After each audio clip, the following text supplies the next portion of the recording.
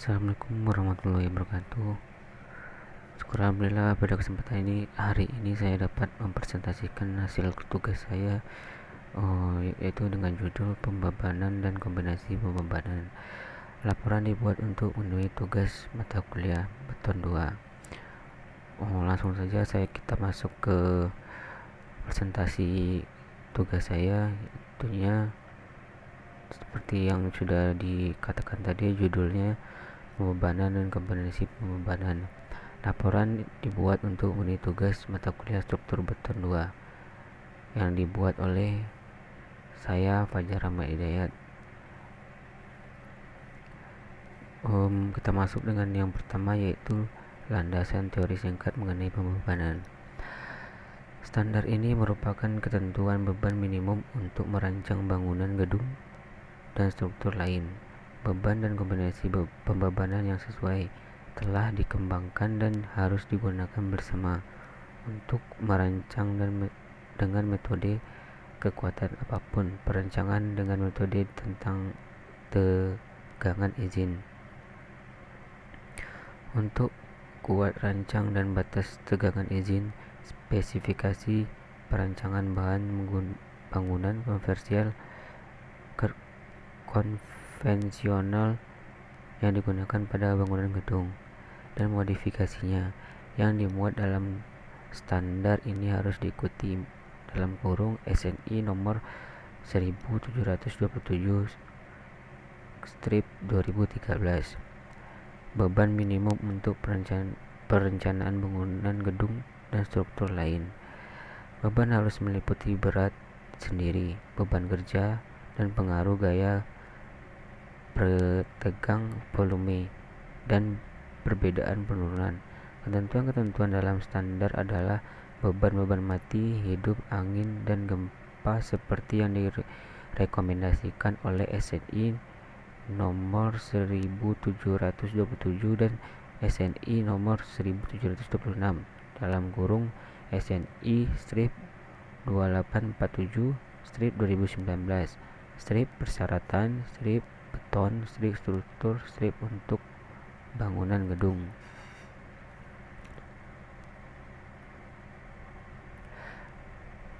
Daftar beban-beban yang bekerja pada gedung.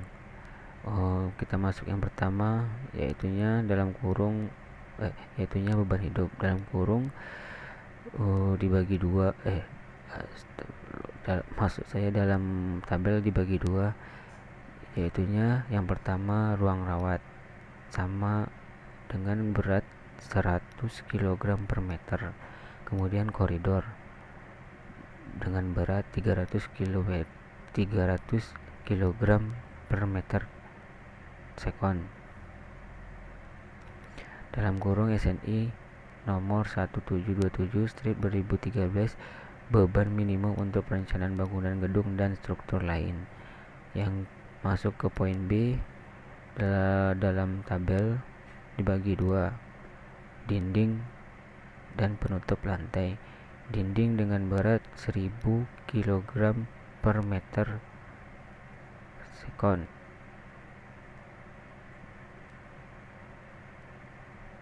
Penutup lantai 66 kg per meter sekon (Peraturan Pembebanan Indonesia nomor 1983). Yang poin C, beban gempa dan perencanaan tahan gempa. Dengan memperhatikan pembebanan yang ditinjau dalam perencanaan struktur menurut pasal 2.1 reduksi beban hidup untuk peninjauan gempa menurut pasal 2.1.2c dan modulus elastisitas struktur yang mengalami perubahan bentuk yang bersifat singkat oleh gerakan tanah akibat gempa menurut pasal 2.1.5b. Maka pengaruh gempa dan perencanaan tahan gempa untuk struktur gedung di Indonesia harus mengikuti pedoman perencanaan ketahanan gempa untuk rumah dan gedung (Pedoman perencanaan ketahanan gempa untuk rumah dan gedung 1987). Kemudian dibagi lagi menjadi dua bagian. Yang pertama Function Response Spectrum (IBC 2006 dalam SNI). Dan dapat dilihat dalam di tabel, dibagi lagi menjadi 5 bagian. Yang pertama yaitu nilai SS 1,521, kemudian nilai S1 0,6015, T-nya dapat 4 detik, jenis tanah lunak, lokasi pembangunan Bukit Tinggi. Load case gempa, maksimal number of mass 40, percepatan gravitasi atau G 9,8 meter per second persegi.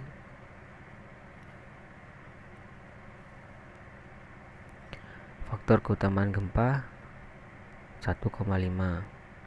Kemudian dapat dilihat dari grafiknya di bawah ini. Kemudian kita masuk ke poin ketiga, kombinasi pembebanan yang diterapkan pada struktur SNI nomor 03-1726-2002. Dalam tabel ada beberapa kombinasi. Yang pertama ya kombinasi 1 DL 1,4, kombinasi 2 1,2, LL nya 1,6, kombinasi 3 DL 1,2, LL 1, 1,2 ini dead load ya. Kemudian kombinasi keempat, 5 dan 6 seterusnya. Di sini juga ada nih keterangan dari simbol-simbol di atas. DL sama dengan beban hidup, LL beban mati, EX sama dengan beban gempa arah X, EY beban gempa arah Y. Kemudian poin keempat, primary design struktur kolom. Ini adalah gambar dari struktur kolom. Perencanaan dimensi kolom menggunakan persamaan 2.2. H sama dengan 600 mm lebih besar dari 300 mm. B sama dengan 600 mm. B per H sama dengan 600 per 600 dibagi mendapatkan hasil 1 mm lebih besar dari 0,4. Penampang kolom yang digunakan adalah 600 kali 600 mm sesuai dengan standar. Kemudian poin kelima, permodelan struktur pada SAP. Permodelan struktur menggunakan sub ver.14.2.2 berupa daerah, portal, dan 3D sebagai berikut. Yang pertama, gambar 5.1 permodelan struktur 3D pada SAP 2000. Gambar yang 5.2 yang di bawahnya permodelan struktur portal view pada SAP 2000. Kemudian gambar 5.3 dana struktur pada SAP. Yang keenam, penginputan material dan dimensi penampang. Material yang diinput adalah beton FC 25 MPa dan FY 400 MPa. Gambar 6.1 merupakan input material beton FC 25 MPa pada SAP 2000. Gambar 6.2 merupakan input material tulangan FY 400 MPa SAP 2000. Penampang elemen struktur berupa yang pertama A plat sama dengan 120 mm, kemudian B balok anak 15 x 15, C balok utama 25 x 45, D kolom sama dengan 60 x 60. Di bawah ada gambar 6.3 merupakan penginputan penampang elemen struktur plat 120 mm pada SAP. Kemudian gambar 6.4 penampang elemen struktur balok anak 15 x 15 pada SAP 2000. Kemudian gambar 6,5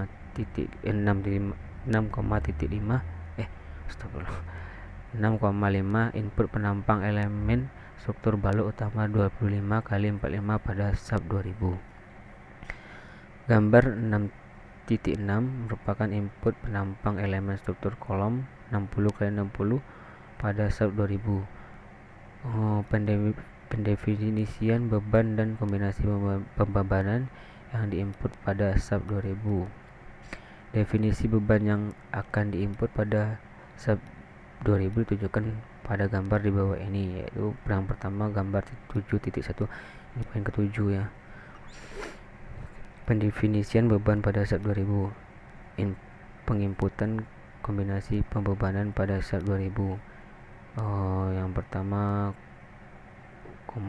kombinasi 1 linear add, linear statistik tipenya case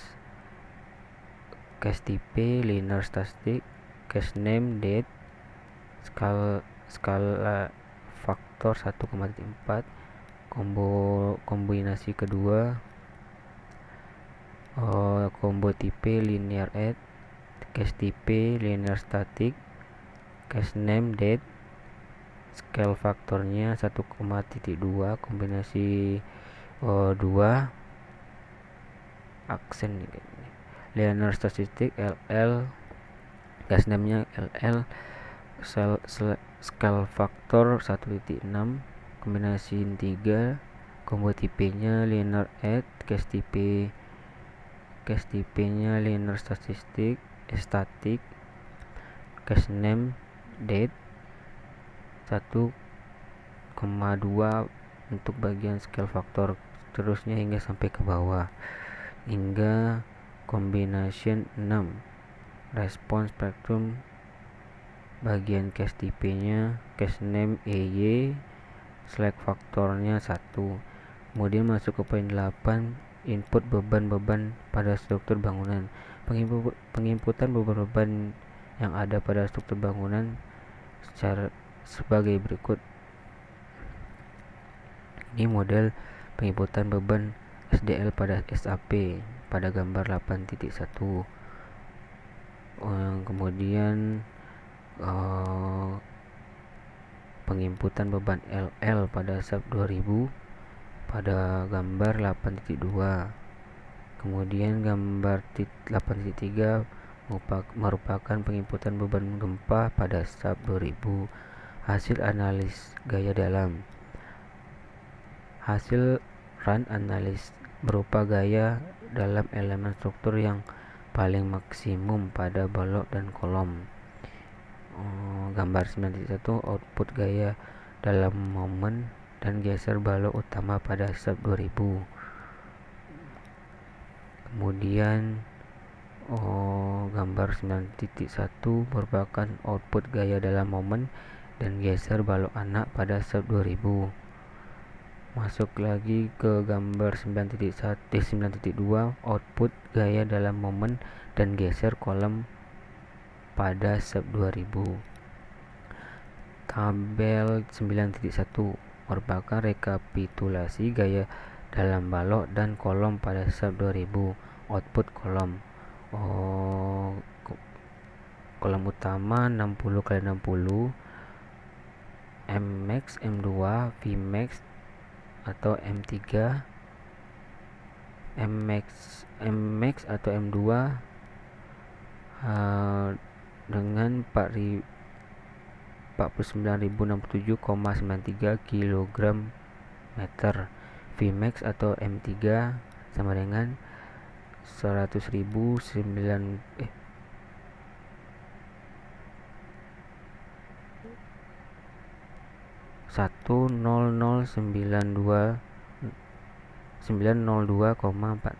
kg.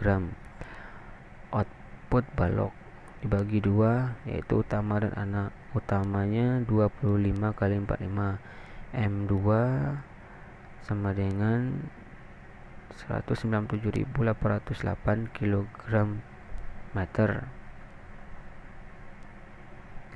Vmax atau M3 sama dengan 128.741 kg. masuk ke balok anak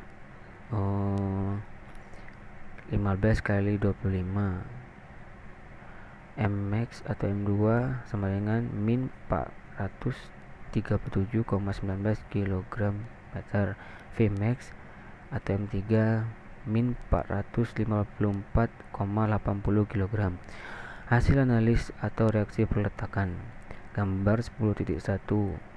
Output reaksi perletakan pada SAP 2000.